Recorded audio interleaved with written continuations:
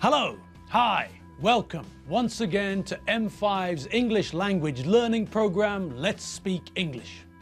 I'm Gav Duncan and I'm here on your TV screen to help you learn English. And don't forget, you can also catch up with the other English lessons at www.m5tv.hu. So, if you missed any lessons, or if you'd like to watch some of the videos again, that's the place to point your mouse at, www.m5tv.hu.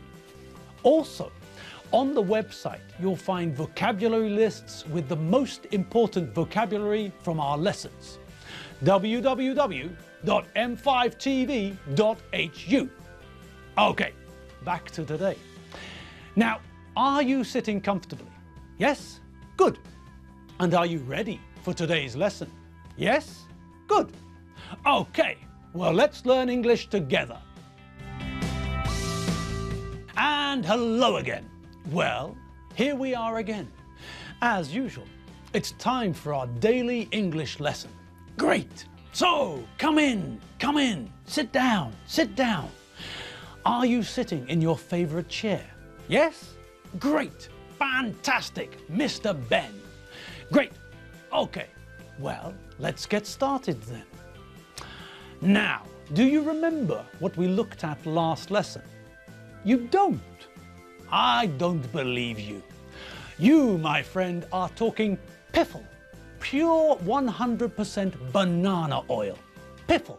Of course you remember. You are? Well, what are you? Come on, you know and I know what you are. And Boris Jackson also knows. You are a god of English. And gods of English don't forget from one day to the next. Anyway, let's have a quick recap just to make sure that we're on the same page. So. Last lesson, we looked at numbers in English again. This time, we learned some more ordinal numbers, didn't we? Last lesson, we learned lots of ordinal numbers. Now we can tell dates in every month, because we know all the ordinal numbers from 1 to 31. We know what a compound ordinal number is, and we know that when we make a compound ordinal number, we only write the last number as an ordinal number. It's 34th, not 30th fourth. We also learned that when we write ordinal numbers, we add the last two letters of the word to the end of the number to show that this number is an ordinal number. It's easy to tell the difference between 4 and fourth, for example. We know that the ordinal version of 4 is fourth, and we can see that the last two letters of the word fourth are th. So, we add th to the end of the number to show that this number is an ordinal number. The only thing we have to be careful with is making sure we remember how the ordinal number is spelled. First, so first. Second, so second. Third, so third. Fourth, so fourth. Fifth, so fifth. Sixth, etc., etc. Great. So, what else did we learn last lesson? Do you remember what we learned about counting above 100? That's right.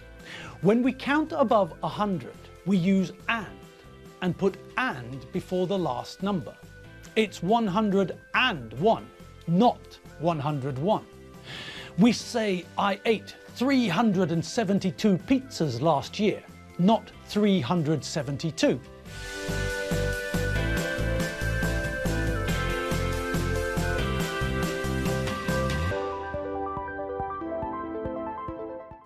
Okay, good. Now today, it's time for us to take another step. It's time for us to look at the next level of numbers. And the next level is the thousands.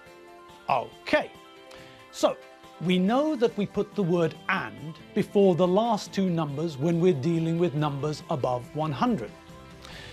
So this means that we know that 900 is 900, 909 is 909, and 999 is 999.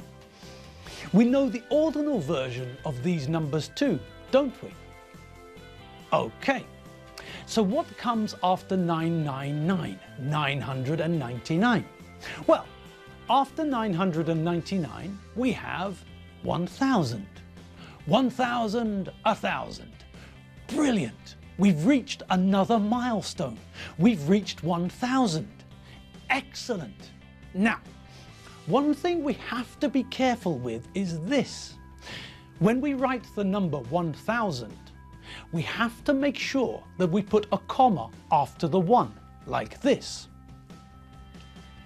So, whenever we write a number above 1000, we have to put a comma after the 1. So the number after 1000 is 1001, and the number after that is 1002. Then we get 1003, then 1004, then 1005, etc., etc. So when we write numbers above 1000, then we always have to put a comma after the 1. Simple, isn't it? Okay, so let's think about the other numbers we can make. Well, we know all the numbers from 1 to 100, don't we? Yes, of course we do. And we also know the numbers from 100 to 999, don't we? Yes, right again.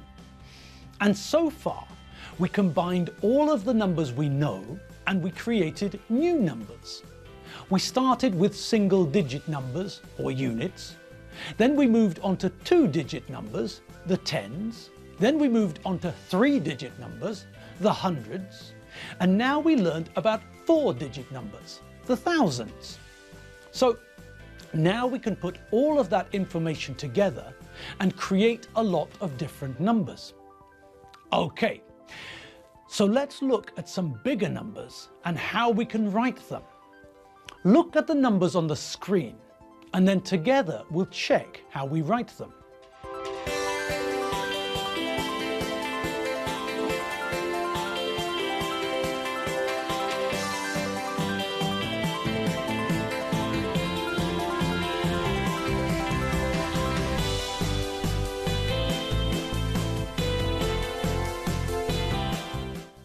Now, let's just take a quick look at some important points about those numbers.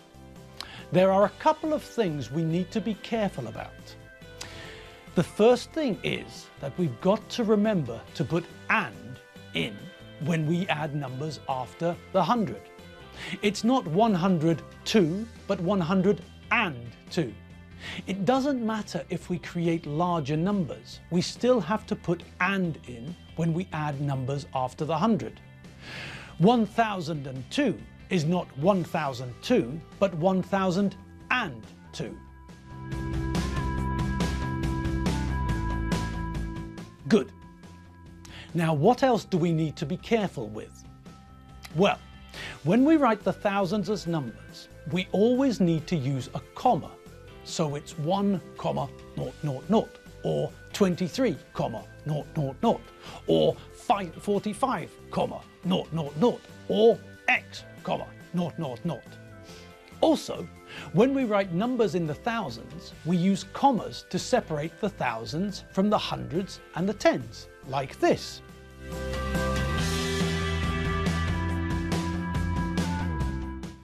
And now, for something a little bit different. Enid, eccentric eel that you are you ready for us? Well, we're ready for you. Enid, come on down. Well, hello, people. Hello, it's me, Enid. Now, do you remember when we talked about booking a table in a restaurant? Good. Well, I'd like to talk about something similar today. Alfredo felt ill recently, but he didn't go to see a doctor, did he? No. But what if we wanted to see a doctor? Well, it's similar, but not exactly the same. When we'd like to book a table, we use that verb, the verb to book. when we phone or speak to the person at the restaurant, we say, "I'd like to book a table, please." Now, that's okay for a restaurant, but we need to use different language with a doctor's surgery. When we phone the doctor's surgery, we say, "Hello, I'd like to make an appointment to see Dr. Boo-Boo, please." Did you notice the difference? When we'd like to reserve a table in a restaurant, we use the verb to book. But when we'd like to see a doctor, we don't book a doctor, we make an appointment to see the doctor. We book an appointment to see a doctor. And we also use the same language when we use other services as well. If we want to go to the hairdresser, for example, or for a massage, or if we need to go to the dentist surgery. So, if we're booking a table in a restaurant, then we use the phrase, "I'd like to book a table, please." But if we need a service, then we need to make an appointment. Okay, back to our example. I said to the receptionist that I'd like to make an appointment with Dr. Boo-Boo, please. Now, listen to her reply. I'm afraid that the surgery's not open today. What about an appointment for tomorrow? I said, tomorrow? That depends. When can the doctor see me? The receptionist replied, The doctor can only see you in the afternoon. The morning is fully booked. I said, that's fine. I'm not free tomorrow morning. The receptionist told me, You can see the doctor at 1:30 or at 5 o'clock. I said to the receptionist, 1:30 will be perfect. Thank you. Then the receptionist asked, Can I have your name, please? I gave the receptionist my name, and the receptionist repeated the time of the appointment to check that I had the correct details. So, as you can see, booking an appointment to see a doctor is a similar situation to booking a table. But we never say, I'd like to book a doctor. We always have to book an appointment to see a doctor, or we can book a doctor's appointment. The rest of the situation is very similar. We tell the person on the other end of the phone when we'd like to come, and then we see when we can go to see the doctor. We give the person our name, and then we say, thank you. Simple. Oh, and is that the time? I'm late. I've got a table booked with Rupert and Archibald at the Poncy Peacock. I must dash. Toodaloo, pip pip, cheery bye, everyone. Oh, Enid's gone? Well, that's all the time we have for today's lesson. Yes, that's right. We're out of time, unfortunately. Oh well, never mind. I'll see you again tomorrow, and if you need some more English lessons, well, you know where to go, don't you? Of couryou do. All you have to do is go to the website www.m5tv.hu. At m5tv.hu, you can find all our old lessons. You can watch them again and again and again, as many times as you want. Also, at m5tv.hu, you can find our vocabulary lists, the most important words we've learned so far. So, if you need some more English, or you want to practice something we learned, get onto the internet and go to m5tv.hu. There's plenty to see and listen to.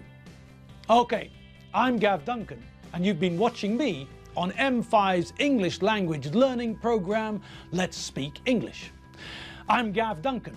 I'm not Matt Damon, and I'm not Simon Pegg. I'm Gav Duncan, and I'll see you next time. See you later. Bye.